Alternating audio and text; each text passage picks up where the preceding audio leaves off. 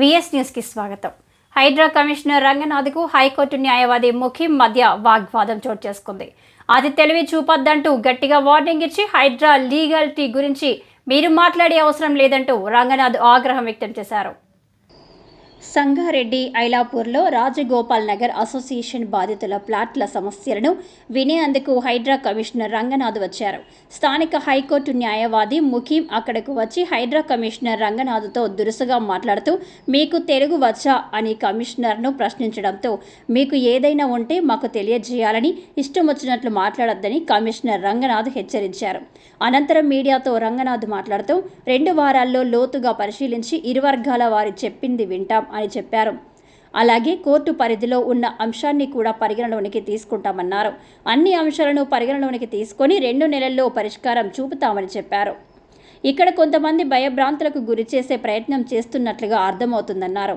Hydraa commissioner Ranganath ఉన్న చోటికి గ్రామస్తులతో కలిసి వచ్చిన న్యాయవాది ముఖీం వాగ్వాదం చోటు చేసుకోవడంతో పోలీసులు అక్కడి నుంచి పంపించేశారు. అమీన్పూర్ రాజగోపాల్ నగర్ ఈ ఏరియాలో, అంటే ఇది బహుశా ఇదే కాలనీ పేరుతో పిలుస్తారా మరి, Ailapur what ever. So Ailapur లేదా రాజగోపాల్ నగర్ మనకు తెలియదు, కానీ ఈ ఏరియానికి సంబంధించిన కొంతమంది మాకు రీసెంట్గా ప్రజావాణిలో వచ్చి కంప్లైంట్ ఇవ్వడం జరిగింది. ఇక్కడ వాళ్ళు తీసుకున్నటువంటి ప్లాట్స్ 1980s అప్పుడు 40 ఏళ్ల క్రితం తీసుకున్నటువంటి ప్లాట్స్ని కబ్జా చేసి ఇక్కడ ఇది కొంత చిన్న ఉన్నటువంటి అంటే అంబిగ్యూటీ, దాంట్లో కొంత గ్యాప్ ఏదైతే ఇది గవర్నమెంట్ ల్యాండ్ అని క్లెయిమ్ చేస్తుంటే, ఇంతకుముందు గతంలో ఎప్పుడో 80లో ప్లాట్లు వేసిన వాళ్ళు ప్లాట్లు మాయ అని చెప్పి వాళ్ళు క్లెయిమ్ చేస్తున్న దీంట్లో ఈ సందిగ్ధత జరుగుతున్న క్రమంలో వేరే ఒక ముఖ్యమని ఇక్కడ ఉన్నారు. ఆయన వచ్చేసి ఇక్కడ ఆయన కబ్జా చేసి చేస్తున్నారని చెప్పేసి కొంతమందిని ఇక్కడ ముందు పెట్టేసి, అంటే స్థానికంగా కొంతమంది చేస్తున్నారని చెప్పేసి దీంట్లో చాలామంది ఇప్పుడు లేఅవుట్ కొన్నవాళ్ళు మేము కూడా ఎస్సీలు ఉన్నాము, ఎస్టీలు ఉన్నాము, బీసీలు ఉన్నాం, మేము కూడా అంత పేదవాళ్ళు ఉన్నాం. మమ్మల్ని మా ఈ ప్లాట్లన్నింటినీ కూడా కబ్జా చేసి కొన్ని ఇల్లులు కూడా కట్టిస్తే 2020లో కోవిడ్ టైంలో ఆ గ్యాప్ను తీసుకొని చేస్తే కూడా 2023లో కూడా కొలగొట్టారు. ఇంకా కడుతున్నారు వాళ్ళు. ఇక్కడ స్థానికంగా ఉన్నటువంటి ఏదైతే వాళ్ళకు ఉన్నటువంటి బలాన్ని ఉపయోగించి చేస్తున్నారనేది ఒక కంప్లైంట్ మాకు ప్రజావాణిలో వచ్చిన కంప్లైంట్. సో దాని మీద ఈరోజు ఇక్కడికి రావడం జరిగింది. సో ఇక్కడ కంప్లైంట్ ఇచ్చిన వారిని విన్నాము. అండ్ అట్లానే ముఖీం గారు ఆయన కూడా వచ్చారు, అడ్వకేట్ గారు ఆయన కూడా వాళ్ళ వాదన ఆయన చెప్పారు. బట్ ఇది ఇక్కడ కాదు, మేము పర్సనల్గా అందరితోటి డాక్యుమెంట్స్ కాల్ఫర్ చేసి దీని మీద లోతుగా మేము స్టడీ చేస్తాం.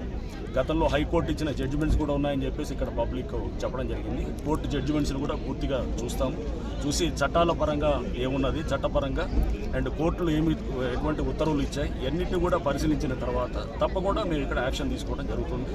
అండ్ ఇక్కడ ఇది కూడా తప్పగా ఒక 1-2 monthsలోనే దీని మీద యాక్షన్ కూడా మేము చేయడానికి మా వైపు నుంచి మేము హైడ్రా వైపు నుంచి చేస్తాం.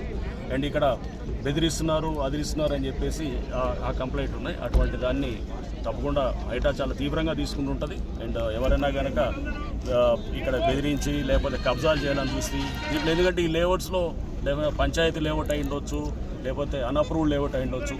ఏ లేఅవుట్ ఎట్లాంటిదైనా కానీ కూడా దాంట్లో ఉన్న భూములు, ఓపెన్ స్పేసెస్, పార్క్స్, రోడ్స్ అన్నీ కూడా ప్రభుత్వ స్థలాలు అవుతాయి అన్నమాట. అవన్నీ పబ్లిక్ ఆస్తులు అవుతాయి. వాటిని ప్రొటెక్ట్ చేయడానికి హైడ్రా 100% చేస్తుంది. ఆ క్రమంలో తప్పకుండా లేఅవుట్ అయితే కనుక లేఅవుట్స్ అయితే ఒకవేళ గవర్నమెంట్ ల్యాండ్ అయితే గవర్నమెంట్ ల్యాండ్ని ప్రొటెక్ట్ చేయడానికి గవర్నమెంట్ ల్యాండ్ కోసం కూడా చేస్తాం. ముందు అసలు మేము లోతుగా పరిశీలించిన తర్వాత ఇది గవర్నమెంట్ ల్యాండా, లేకపోతే గతంలో ప్లాట్స్ ఉన్నటువంటి లేఅవుటా, లేకపోతే అడ్వకేట్ ముఖీం గారు చెప్పినట్టు వారికి సంబంధించిన ఏమైనా ఇది ఉందా అనేది అంతా కూడా మనకు వస్తుంది. ఒక 2-3 వారాల్లో దీని మీద మేము లోతుగా సమగ్రమైన చేసిన తర్వాత కోర్టు ఇచ్చినటువంటి అన్నింటినీ